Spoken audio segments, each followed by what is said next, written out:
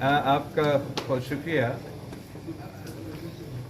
جن اسپیسیفکس کی بات آپ کر رہی ہیں اس پہ تو جب تک کوئی کنسنسس نہیں بنتا یا کوئی اتفاق نہیں ہوتا کسی بھی پارلیمنٹ کے لیے جو سب سے بڑا چیلنج ہوتا ہے وہ اس قسم کی بڑا ترمیم لانے کا چیلنج ہوتا ہے. اور میرا خیال میں ماضی میں ہم اگر کامیاب ہوئے ہیں تو سب سے بڑا کامیابی شہید ذوالفقار علی بھٹو نے جب ہمیں یہ متفقہ اسلامی جمہوری وفاقی آئین دلوایا تھا، اور اس کے بعد جب ہم نے 18ویں ترمیم کے ذریعے اسی 1973 کی آئین کو بحال کروایا.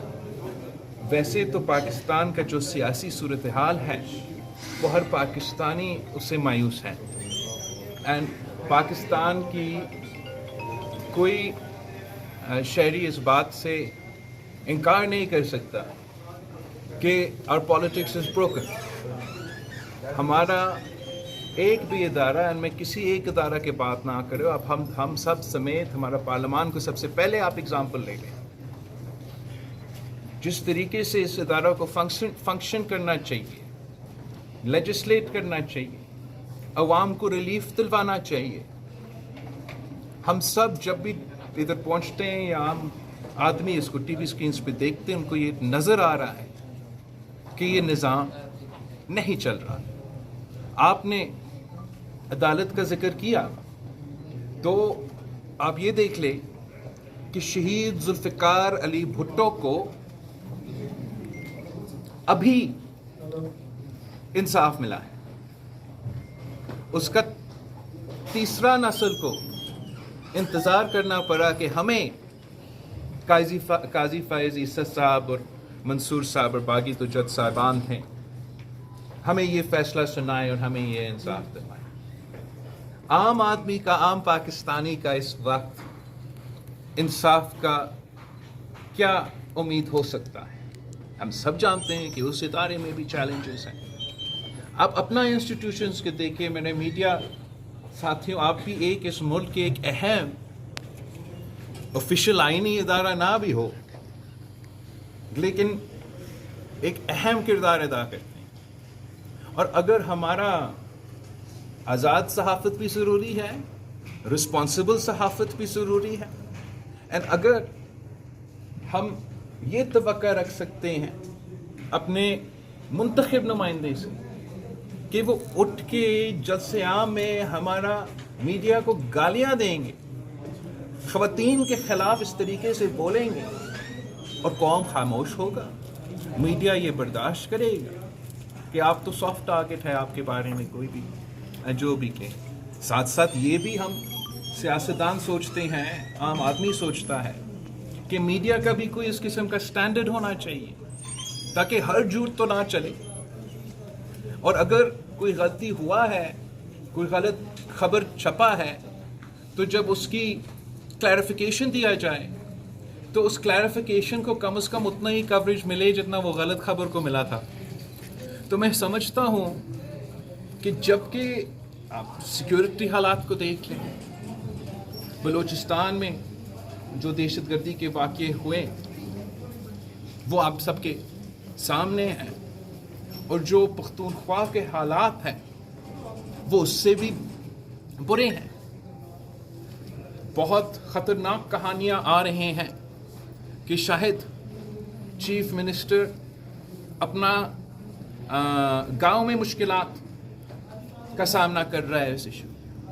ان کا مقابلہ جس طریقے سے صوبائی حکومت کو اور بالکل وفاقی حکومت کو مل کے کرنا ہے، یہ پہلی دفعہ مجھے یہ نظر آ رہا ہے کہ ایسا نیشنل سیکیورٹی ایشو پہ جہاں پاکستان کا نہ صرف نیشنل سیکیورٹی کا سوال ہے، پاکستانی عوام کے لیے امن قائم کرنا کا جو ہم سب کا فرض ہے وہ خطرہ میں ہے.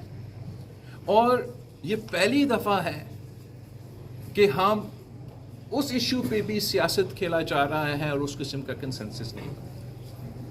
تو جبکہ مایوس ہونے کی بہت ہی وجہ ہیں، جو کل سے پرسوں سے ایک آغاز ہوا ہے اس کی وجہ سے تھوڑا سے ایک امید نظر آ رہا ہے.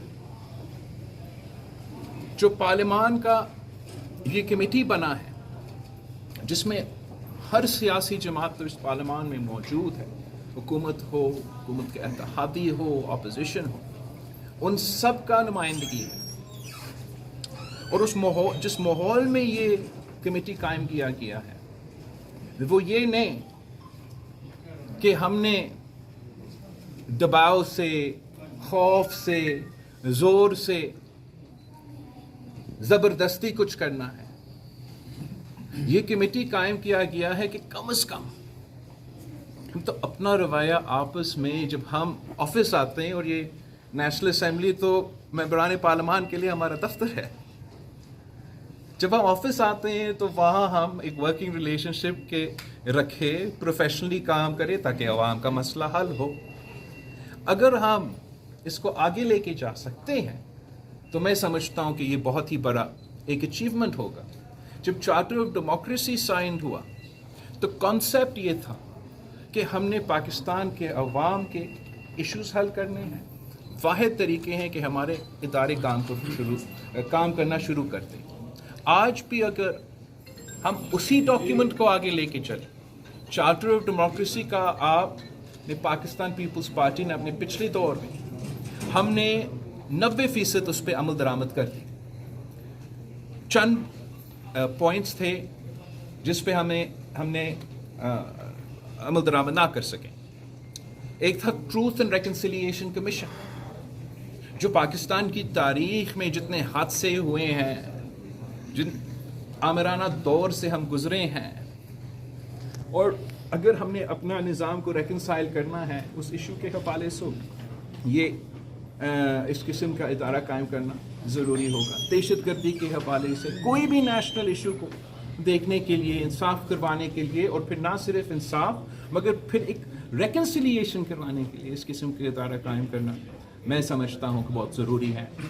جہاں تک ہمارا نیب ریفارمز کا جو موقف تھا چارٹر آف ڈیموکریسی کا، جو میرا منشور میں ہے، جو نون لیگ کا منشور میں تھا، آج کل پی ٹی آئی والوں کا بھی منشور میں ہوگا، اس پہ میں سوال کرتا ہوں یہ کیسے ہے کہ جب ہم اپوزیشن میں ہیں نیب کے لیے ہمارا ایک موقف ہوتا ہے، جب ہم حکومت میں آتے ہیں نیب کے لیے ایک دوسرا موقف ہوتا ہے۔ اگر ہم نے واقعی کرپشن کا مقابلہ کرنا ہے اور سیاسی انتقام نہیں لینا ہے تو پھر چارٹر آف ڈیموکریسی کا نیب ریفارمز اور اکاؤنٹیبلٹی ریفارمز کا نظام فالو کرنا پڑے گا۔ جوڈیشری پہ، چارٹر آف ڈیموکریسی پہ بھی کمپوننٹس تھے جو چارٹر آف ڈیموکریسی نے تجویز تھی، جو شہید محترمہ بینظیر بھٹو نے تجویز تھی، وہ پاکستان پیپلز پارٹی کا بالکل منشور کا حصہ ہے۔ ہم اس پہ بھی بات کرنے کے لیے تیار ہے۔ اگر کسی اور کا تجویز ہے اس پہ بھی غور کرنے کے لیے تیار ہے۔ مقصد کیا؟ مقصد کہ ہم چاہتے ہیں کہ ہم اپنے عدالت کو طاقتور بنا دیں۔ ہم چاہتے ہیں ہم اپنا عدالت کو اتنا طاقتور بنا دیں کہ جو بوجھ ان پہ اس وقت ہے، اتنے سارے کیسز، آپ سب یہ سائٹ کرتے ہیں کہ کتنے سارے کیسز پینڈنگ ہیں سر، ہم کس طریقے سے ان کو امپاور کر سکتے ہیں کہ وہ یہ بوجھ اٹھا سکیں اور عام آدمی کو ہم فوری، جلدی، سستا انصاف دلوا سکیں۔ اس کے ساتھ ساتھ بہت سے ایشوز ہیں جس کو ہم ایڈریس کر سکتے ہیں اگر ہم آپس میں بات کریں گے۔ میں نے اسمبلی میں مہنگائی کا ذکر کیا کہ مہنگائی ایسا ایشو ہے جو ہر سیاسی جماعت چاہتا ہے کہ مہنگائی میں کمی آئی ہے، عوام کا مطالبہ ہے۔ تو اگر حکومت کی پالیسیز کے نتیجے میں اضافہ ہوتا ہے تو ہم سب تنقید کرتے ہیں۔ جب مہنگائی میں کمی ہوتا ہے تو پھر اس کو ہمیں ویلکم کرنا چاہیے اور ساتھ ساتھ ہمارا سجیسشنز دینا چاہیے کہ ہم کیسے مزید ریلیف دلوا سکتے ہیں عوام کو۔